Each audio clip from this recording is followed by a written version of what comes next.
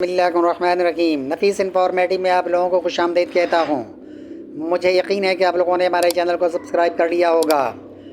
جیسا کہ ہر ذی شعور انسان کو اچھی طرح معلوم ہے کہ دنیا کا آغاز جب سے ہوا ہے، ہر دور میں کوئی نہ کوئی فتنہ سر ابھارتا ہے، اور بے شمار فتنے ایسے ہیں جو ابھی بھی موجود ہیں، اور بے شمار فتنے ایسے ہیں کہ وقت کے ساتھ ساتھ اپنی موت مر چکے ہیں۔ قدریہ، جبریہ، خارجی اور قادیانی فتنہ جو کہ اب بھی کسی نہ کسی حوالے سے دنیا کے کسی نہ کسی گوشے میں موجود ہے اور لوگوں کو متاثر کر رہے ہیں، لہذا ایک اور نئے فتنے کا آغاز ہوا چاہتا ہے۔ اور جب ایسا کوئی فتنہ جس کا نام بھی پیارا ہو اور حکومتی سرپرستی میں ہو تو بے شمار لوگ اس سے متاثر ہوتے ہیں۔ بہرحال اس فتنے کا نام ابراہیمی عقیدہ رکھا گیا ہے۔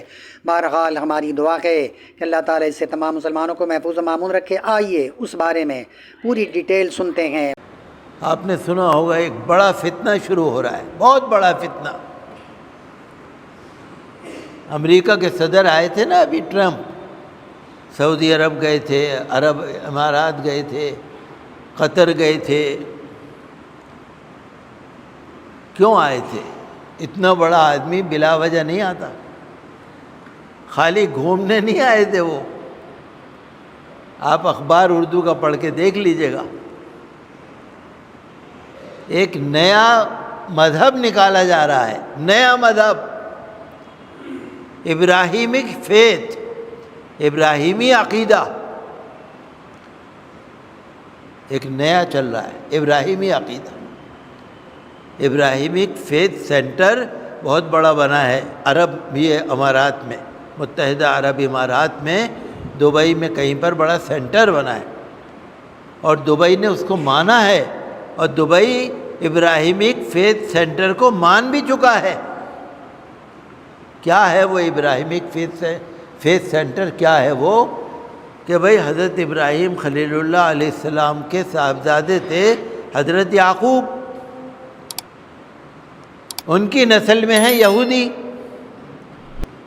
حضرت ابراہیم خلیل اللہ علیہ السلام کی اولاد ہیں حضرت اسماعیل، ان کی امت میں ہے محمدی، تو ایک ہی باپ کے تو ہوئے دونوں۔ بھئی حضرت ابراہیم کے وہ بھی ہیں، حضرت ابراہیم کے تم بھی ہو، پھر جھگڑا کس بات کا ہے؟ حضرت ابراہیم کو آپ مانتے ہیں، حضرت ابراہیم کے ایک بیٹے کو مان رہا ہو، ایک بیٹے کو نہیں مان رہا، یہ کیا بات ہے؟ یہ امریکہ لایا ہے ابراہیمک فیتھ سینٹر، ابراہیمی عقیدہ، معاہدہ ابراہیمی۔ میں نے اخبار میں پڑھا کہ متحدہ عرب امارات تو اس کو مان چکا ہے، یعنی انہوں نے تو یہودیوں سے، اسرائیل سے دوستی کر لی، اسی بنیاد پہ کہ بھئی ایک باپ کی دو اولاد ہیں، تم بھی ہم چچا تایا کی اولاد تو ہیں، تو پھر جھگڑے کی کیا ضرورت ہے؟ دیکھ رہے ہیں آپ، میں نے اردو کے اخبار میں پڑھا اس بات کو۔ فتنے آ رہے ہیں، اب وہ چاہ رہے ہیں کہ سارے عرب مل کے یہودیوں کو مان لو، اسرائیل کو مان لو۔ کیوں؟ کہ بھئی وہ بھی حضرت ابراہیم کے، یہ بھی حضرت ابراہیم کے، تم بھی انہی کے، تم بھی انہی کے، الگ کیا بات ہے؟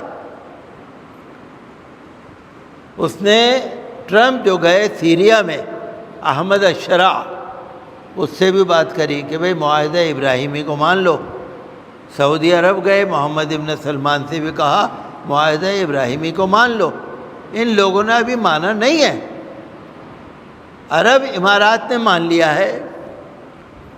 اب وہ چاہتے ہیں سارے عرب اور سارے مسلمان، سارے مسلم ملک یہودیوں کو مان لو، چونکہ یہودی بھی حضرت ابراہیم کی اولاد میں ہیں اور تم بھی حضرت ابراہیم کی اولاد میں ہو، وہ ان کو نبی مانتے ہیں، وہ ان کو نبی مانتے ہیں، ایک ہی تو بات ہو گئی، پھر جھگڑے کی کیا بات ہے؟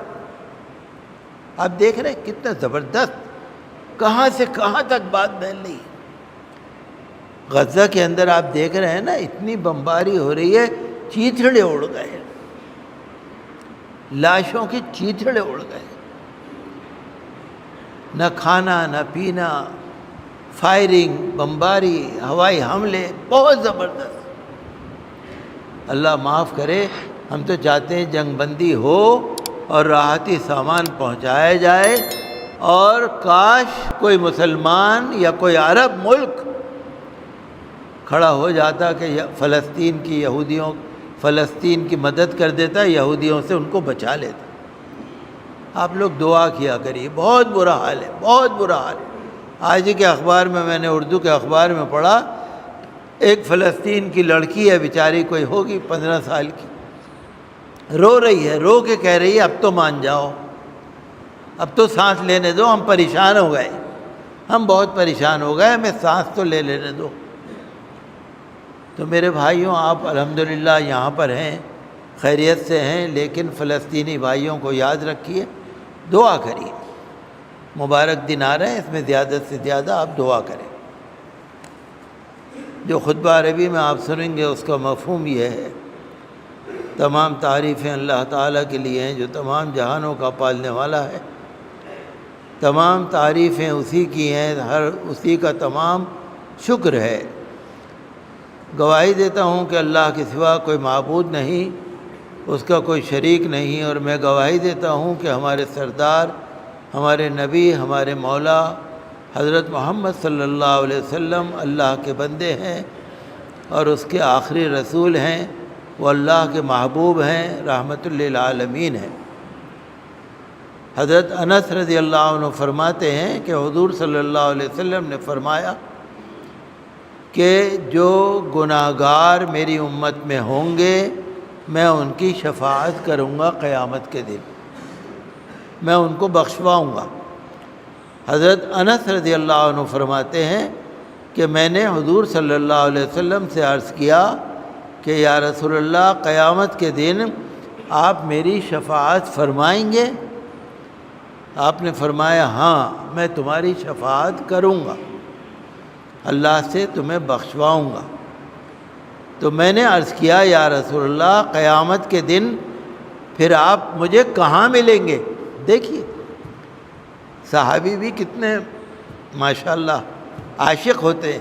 یا رسول اللہ، آپ قیامت کے دن مجھے کہاں ملیں گے؟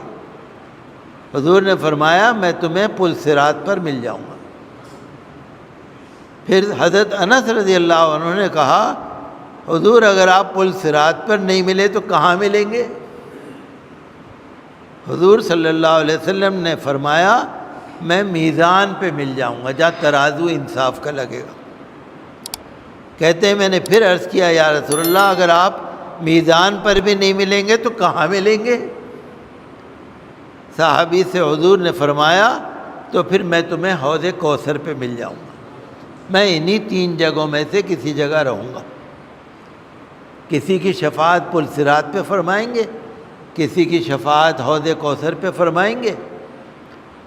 تو میرے بھائیوں، اللہ سے ڈرتے رہو، توبہ کرتے رہو، زیادہ سے زیادہ نبی صلی اللہ علیہ وسلم پر درود و سلام پڑھا کرو، اور زیادہ سے زیادہ نبی صلی اللہ تعالیٰ علیہ وسلم کی سنتوں کو اپناؤ، سنتوں پر عمل کرو، تاکہ قیامت کے دن تمہیں بھی حضور صلی اللہ علیہ وسلم کی شفاعت نصیب ہو جائے۔